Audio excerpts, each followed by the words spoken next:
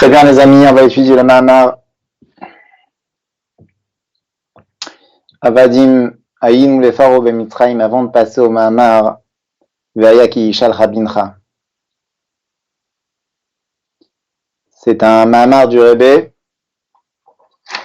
sur les forces de Kedusha, les forces de sainteté qui étaient cachées, qui étaient enfouies en terre de Mitzrayim, et sur l'équivalence manifeste des forces d'impureté présentes manifestement en Mitzrayim, en terre d'Égypte. Alors c'est un mamar très beau, parce qu'en même temps, il nous parle du sujet matériel, mais il nous fait comprendre que toute cette histoire de Mitzrayim et de Yetziat Mitzrayim, c'est une histoire qui se passe dans les cieux, comme on dit à Torah M'daberet Lemala, M'daberet Ba'alyonim Beromezet Betartonim. La Torah, elle parle dans le ciel et elle nous donne des symboles, des icônes, comme des petites applications sur Terre avec des histoires. Et nous, on connaît l'histoire, mais dans le fond, c'est pas l'histoire du tout qui intéresse. Le fond, c'est ce qui est en train de se passer dans les cieux et ce qui se passe dans nos cœurs au moment même où on est en train de lire ces histoires. Il y a un Likutei Torah qui dit comme ça: c'est pas parce qu'on est sorti d'Égypte qu'on mange de la matzah, mais c'est parce qu'il fallait manger de la matzah que nous sommes sortis d'Égypte.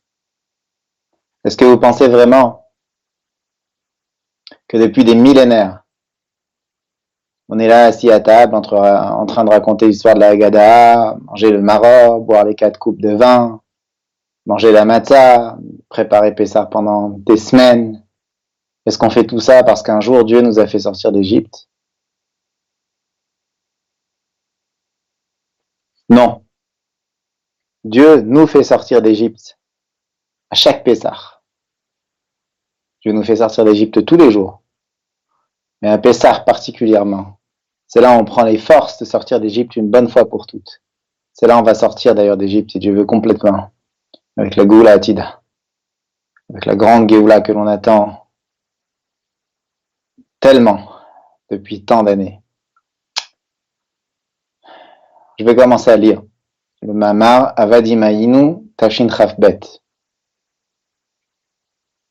Avadim Aïnu les Pharaons Bemitzrayim. Nous étions les serviteurs de Pharaon en terre d'Égypte. Vayotzienu Hashem Elokeinu Misham. Puis Dieu nous a fait sortir de là-bas, Biad Chazaka, Bizroa Netouya, avec une main forte et un bras étendu. Ça, c'est ce qu'on lit dans la Haggadah de Pessah. Nous étions des esclaves en terre d'Égypte, et Dieu nous a fait sortir d'Égypte, Biad Chazaka, Bizroa Netouya.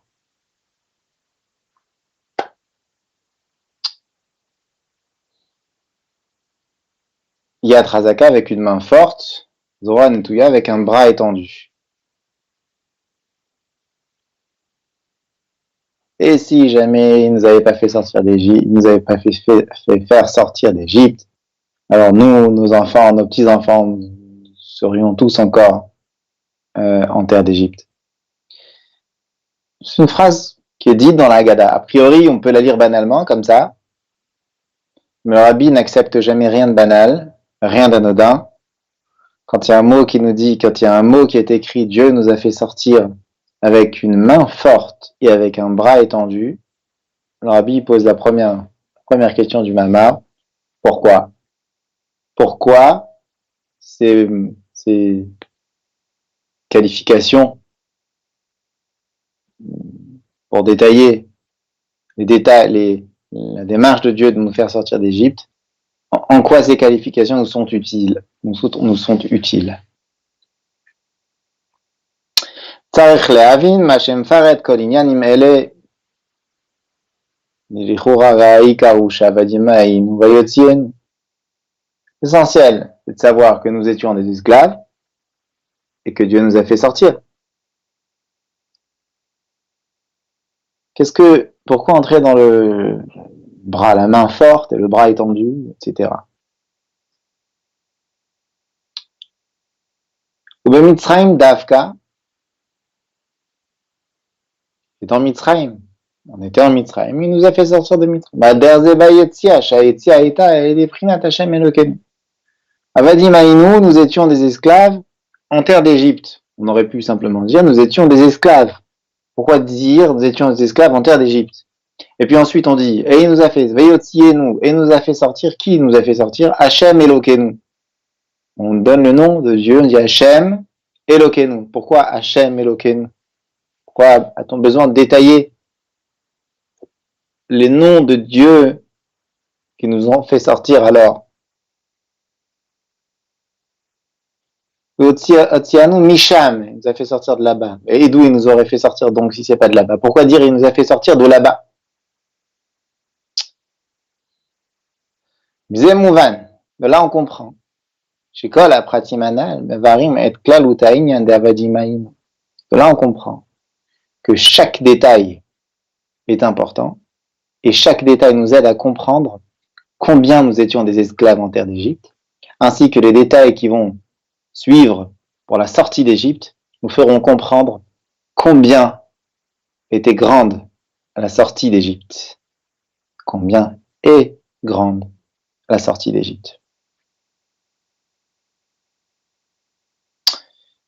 Autre question que le Rebbe pose, Gam tzach lavin Avraham misé ba'avodat hatam. Ita bezoa ba'alotra shekol sipur haTorah enam sipurim ba'al machaz ve'shalom kim orahem bechol dor vador. Toutes les histoires de la Torah sont des leçons pour chaque juif, chaque génération. Tout homme, chol dor vador hayav adam, chaque génération. Mouvan mikol je m'Torah tabashem cher kol davar sheyudi roe ou shomea. Chaque chose qu'un juif y voit, chaque chose qu'un juif entend, c'est la providence divine. Il y a quelque chose ici. Et il faut donc en tirer une leçon dans le service de Dieu. S'il en est ainsi pour les choses du monde, alors à plus forte raison lorsqu'il s'agit des choses de la Torah, des histoires de la Torah. Là, on comprend que toute la notion, tout le sujet, nous étions des esclaves en terre d'Égypte et il nous a fait sortir de là-bas. Toutes ces choses existent également aujourd'hui, tout à chacun, n'importe quel niveau dans lequel on se trouve, cela nous concerne et cela se passe, cela se produit avec nous.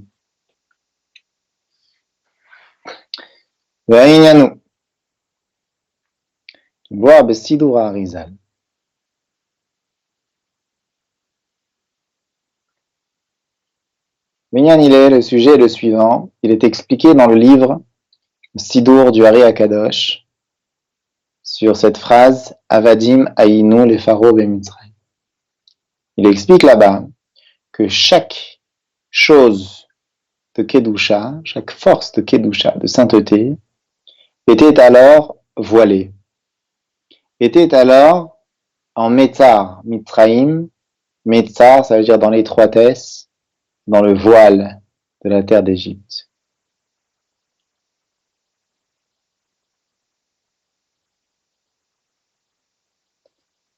L'équivalent des forces du bien prenait en otage les forces du bien.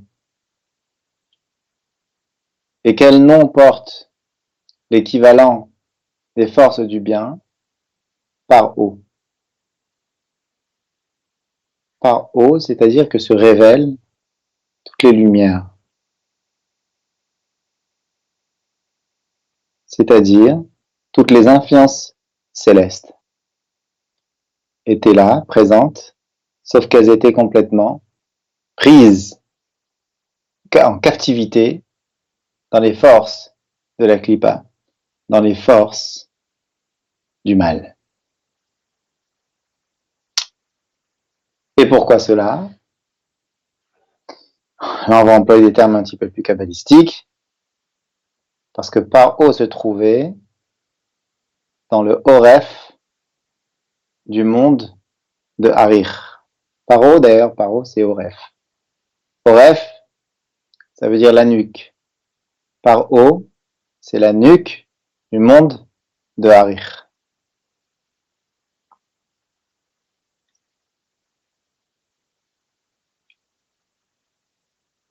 Harich, qu'est-ce qu'est Harich? Il existe, comme on l'a expliqué dans le Mahamar précédent, c'est pour ça que je voulais absolument faire celui-ci, parce que c'est un petit peu une suite, pas dans le temps, mais dans les idées. Paro, il existe des forces que l'on appelle les forces les pnimim, c'est-à-dire la réflexion de Dieu, la compréhension de Dieu, même les émotions de Dieu, entre guillemets. Toutes ces choses, ce sont des forces qui entrent dans un kéli. C'est-à-dire que Dieu nous a offert, entre guillemets, et que même s'il ne les a pas offerts, eh bien, ce sont des choses qui sont compréhensibles, qui s'expliquent, qui sont compréhensibles, qui sont cohérentes quelque part, dans un esprit qui est celui de Dieu, même si nous on comprend pas tout, on ne comprend rien, mais ça entre dans un esprit, dans une logique. Ça, c'est la manière de Dieu de faire vivre et d'envoyer de l'énergie sur Terre, que l'on appelle pénimite. C'est une énergie pénimite. Ensuite, au-dessus du cerveau, il existe, pas au-dessus, mais en vérité, ça transcende, il existe les makifim, les forces qui enveloppent. On appelle ça les makifim. Alors oui, ça se passe dans la tête, mais c'est pas la réflexion, c'est pas le cerveau. De quoi s'agit-il? Le Ratsan, la volonté de Dieu. C'est un makif, c'est une force transcendante. Et plus haut que le Ratsan, c'est le Ta'anoug. Ça transcende encore davantage. Le Ta'anoug, le plaisir de Dieu. Là où se trouve le Ratsan, la volonté de Dieu, il y a Paro qui intervient. Et il se colle au niveau de la nuque du Ratsan, la Oref d'Arir, la nuque de Harir. C'est le blocage au niveau du Ratson.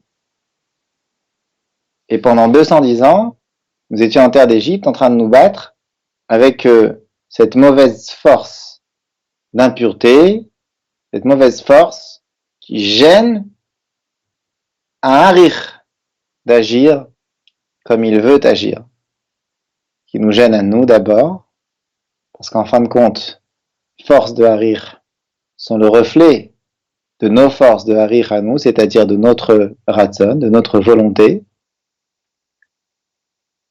Et donc si ça se passe mal ici, si au niveau du Horef, si on garde la tête dure, eh bien, on peut avoir un impact sur les cieux. Et là-haut aussi, ça se passe avec Horef. Et d'ailleurs, par haut, c'est la même étymologie que Horef, qui veut dire la nuque.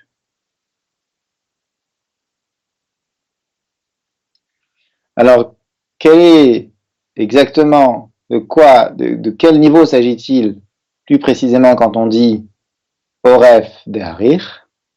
Parle d'un degré qui est au-dessus de tout le système que Dieu a mis en place pour créer les mondes et pour alimenter les mondes, c'est-à-dire la Ishtal Shelut.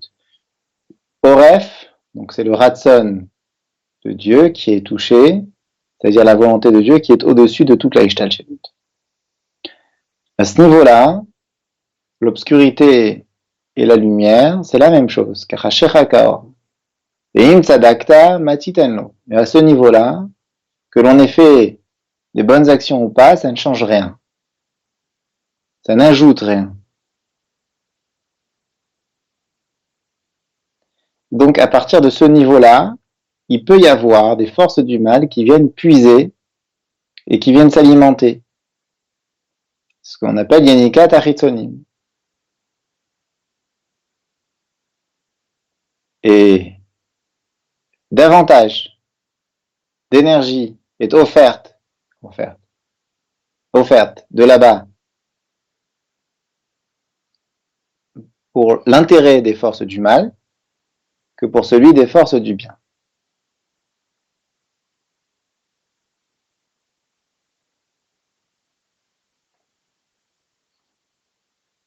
c'est la Yenikat Achitzonim. Les forces du mal peuvent prendre plus d'énergie de ce monde-là que les forces du bien. Qu'est-ce qui se passe?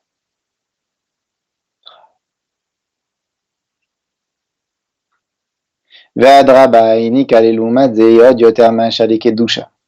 Ki bi kedusha, car dans la kedusha, dans les sujets de kedusha, kol ha'inyanim hem beseder ve'cheshbon. Toutes les choses se produisent avec un seder, c'est-à-dire avec un ordre, avec une organisation et avec des calculs. Et hashpa li kedusha. Et l'influence pour la Kedusha provient des forces Pnimi, du niveau de Pnimi, pas de Makif. Dans la Kedusha, dans les bonnes choses, la force d'Hachem, eh bien, elle vient avec un Seder, avec un ordre. Et un Seder. Dans la Klipa, lorsqu'il s'agit des forces du mal, des choses mauvaises, eh bien là-bas, il n'y a pas de céder, il n'y a pas d'organisation, les choses se passent un petit peu dans le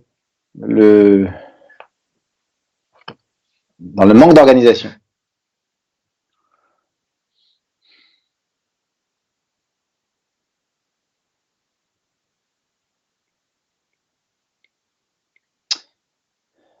Velachen, et pour cela, Inyane Akedusha, Ayu Az, Bifrinat El Ester Metzar Vedochak. Et pour cela, les sujets de la Kedusha étaient à ce moment-là voilés.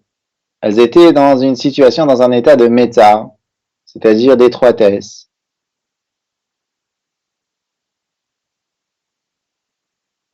Parce que l'énergie provenait de Harich, c'est-à-dire de la volonté de Dieu, du Ratson de Dieu, qui est une force qui est au-dessus, au-delà de tout le système normal de l'enchaînement des mondes. Ça, c'est l'idée de Mitzrayim. Mitzrayim, l'Égypte, quand on dit l'Égypte, d'ailleurs, au moment on dit B'yam yatsu kol tzivot Hashem eretz Mitzrayim, les commentaires, ils expliquent c'est quoi tzivot Hashem, ils sont tous sortis d'Égypte, même les anges étaient en Égypte, même les malachim. Il est expliqué dans le Sidour que Mitzrayim, c'est Metzar, Yam. C'est quelque chose de nouveau qu'on n'a pas tellement l'habitude d'entendre. D'habitude, on dit Mitzrayim, Metzarim ou Gvulim. Metzar. Là, ça s'arrête sur Metzar, Yam. C'est quoi Mitzrayim? L'étroitesse de Yam. Yam, c'est la mer. De quoi il s'agit ici? On sait qu'en Chassidut, il y a des niveaux qui sont appelés la terre, d'autres niveaux qui sont appelés la mer.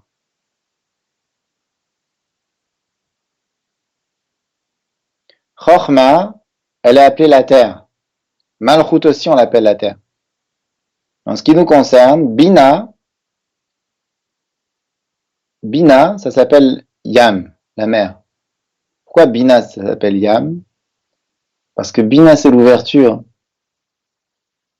Comme j'ai vu quelqu'un qui était en confinement, qui a fait une vidéo récemment, il disait, oui, je suis là, vous voyez ma chambre, entre 4 murs, vous avez l'impression que je suis enfermé, mais je ne suis pas du tout enfermé parce que j'ai maintenant l'étude qui s'ouvre à moi.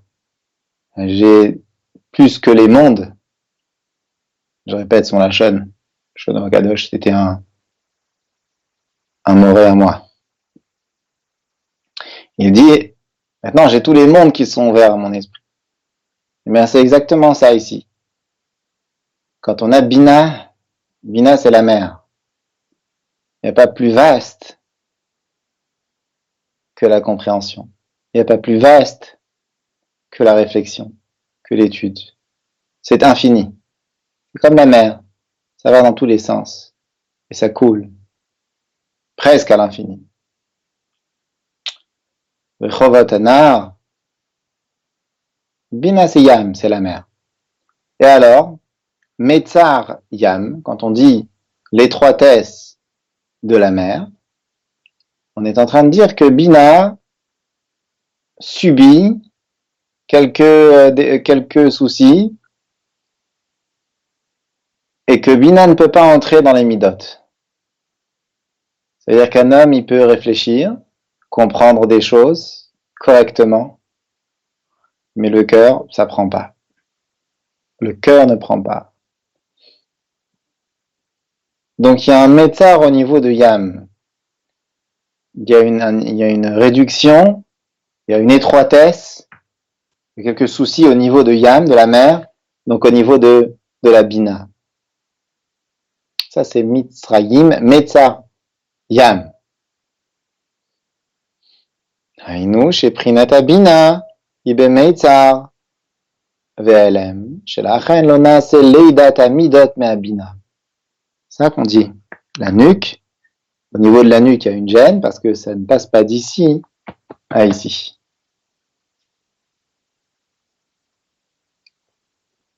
Il n'y a pas de création de nouvelles, de bonnes midotes via la bina, via la date, donc la nuque, le oref, ça ne traverse pas, ça n'avance pas, ça reste dans l'esprit. L'homme, il étudie plein de choses, des très belles choses, mais ça n'a pas d'impact sur son cœur. Ça, c'est Mitzrayim. C'est ça, Mitzrayim, c'est Metzar Yam.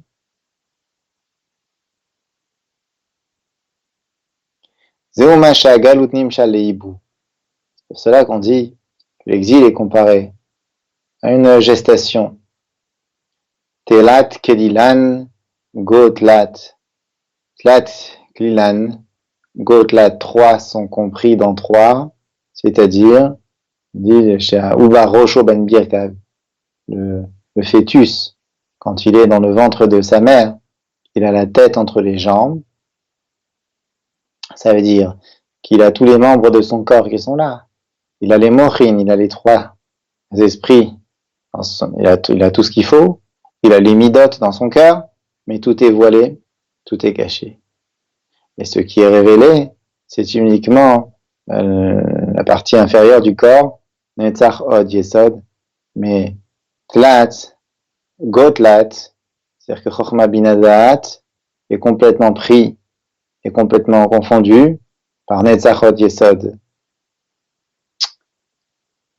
Il mange ce que sa mère mange, il boit ce que sa mère boit, ça c'est le degré de Netzach Od Yesod qui est mis en avant, mais pas Chochma Binadat, et pas les Midot non plus. C'est ça l'idée de Meitzar Yam, l'étroitesse de la mer. Pour tout ça, pourquoi? Pourquoi est-ce que l'esprit est complètement englouti? L'esprit est complètement voilé face aux forces inférieures du corps. Comment c'est possible une situation pareille? Ça, parce que les makifim, à ce moment-là, sont béguilouis. Dans le mot du Rabbi, les fiches et az, harad prinatamakif, prinatamakif le yeshnash pas bigdusha canal. Comme ça fonctionne ici avec les makifim, avec les forces transcendantes, que c'est elles qui sont mises en avant, donc ça ne laisse pas de place aux forces de la kedusha, aux forces de la sainteté.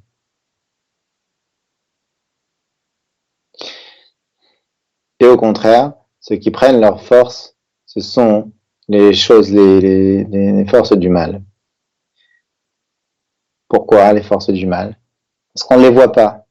Elles ont l'air peu importantes. Elles n'ont pas l'air nocives. Elles ont l'air plutôt sans défense. Ça n'a pas l'air méchant. Et donc elles viennent sans importance. Elles ont l'air sans importance surtout. Et donc elles viennent et elles puisent leur énergie sans que personne ne leur demande rien. C'est un petit peu comme le petit moustique qui se promène dans les chambres du palais. Il n'intéresse personne, il ne dérange personne.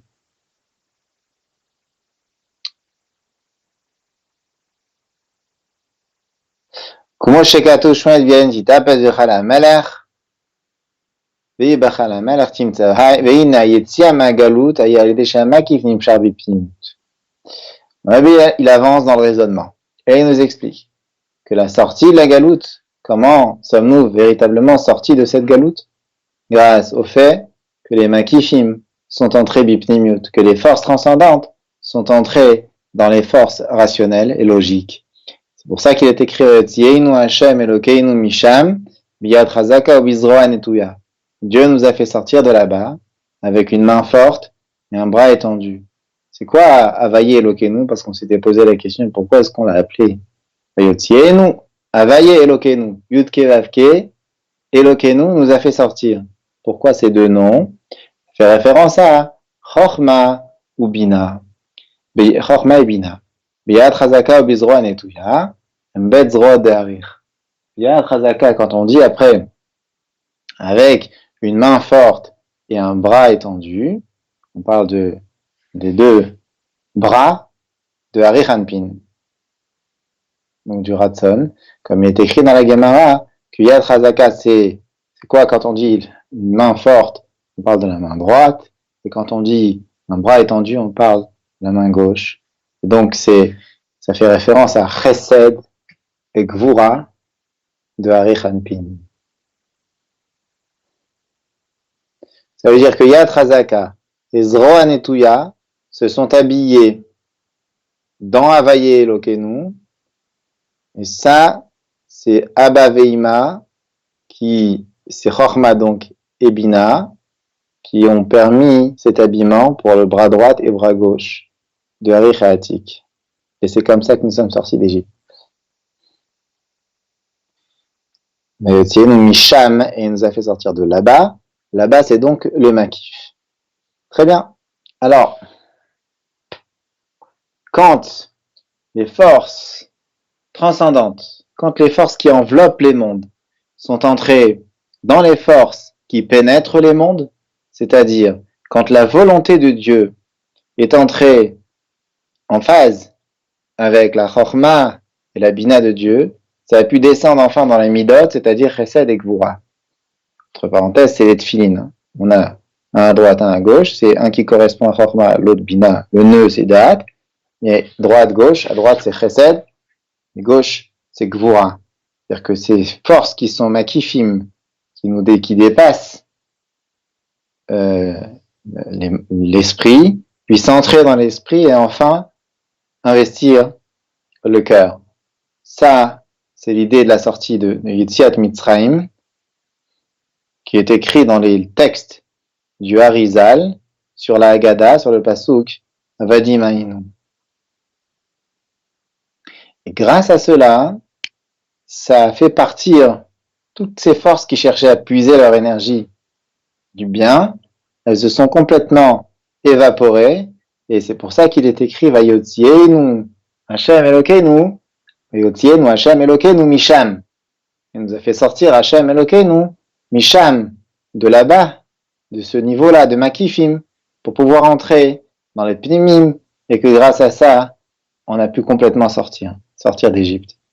Alors, on a l'impression que c'est une histoire, très belle histoire, la sortie d'Égypte. On nous fait comprendre ici que c'est pas simplement une histoire, mais qu'il y a d'autres choses qui ont lieu en parallèle au moment où la sortie d'Égypte a lieu.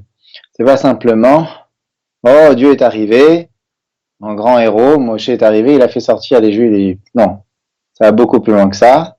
On a réussi, nous-mêmes, à nous battre avec soi-même et à sortir d'Égypte. Et en fin de compte, tout le monde aujourd'hui est en train de poser la question, ah, c'est la Géoula, qu'est-ce qui est en train de se passer? Mais est-ce que c'est Mashiach? Est-ce que le Rav dit là-bas, c'est vrai, c'est faux, c'est pas vrai? Mais en fin de compte, c'est nous qui ressentons les choses. C'est nous qui savons que nous sommes en train de sortir d'Égypte. C'est nous qui voyons une métamorphose, un changement dans nos midotes, un changement dans notre cœur. Et ce changement, il est radical et puis il a des effets immédiats sur Hachem. Nous sommes en train de sortir d'Égypte et Dieu est en train de faire sortir le peuple d'Égypte physiquement en parallèle. Nous, on s'occupe d'Hachem, nous, on s'occupe d'Hachem sur terre, et Hachem, il s'occupe de nous à partir des cieux. Voilà. Ça, c'est pour le début du Mama, on a fait que le Hot Aleph et le Hot Bet. Demain, si Dieu veut, nous étudierons le Hot Gimel. Que l'on soit sorti d'Égypte ou pas, enfin, si Dieu veut, on sera sorti d'Égypte avec Mashiach en Eretz Israël, mais on continuera à étudier Chassidut parce que Chassidut, c'est Torah Hadasha, Meititetse. Kol Tov.